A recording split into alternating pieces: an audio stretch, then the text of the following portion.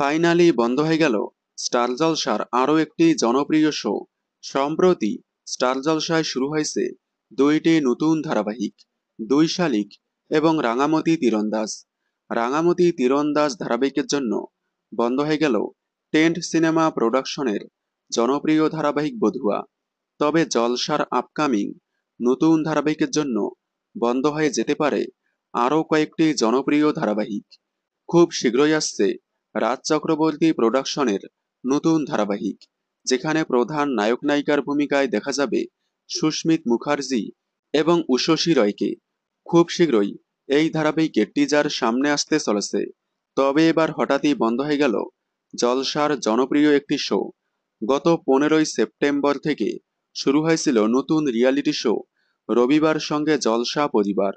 15ই September থেকে প্রতি রবিবার বিকেল 5টা স্লটে সম্প্রচার হতো, কিন্তু 4 সপ্তাহ যাওয়ার পর হঠাৎই বন্ধ করে দেওয়া হলো রবিবার সঙ্গে জলসা পরিবার।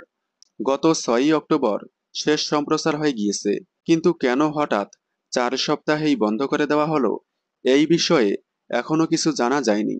রবিবার সঙ্গে জলসা পরিবার বন্ধ হওয়ায় আপনারা কতটা মিস করবেন কমেন্টে জানাবেন।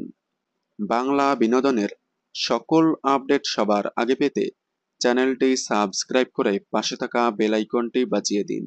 ধন্যবাদ।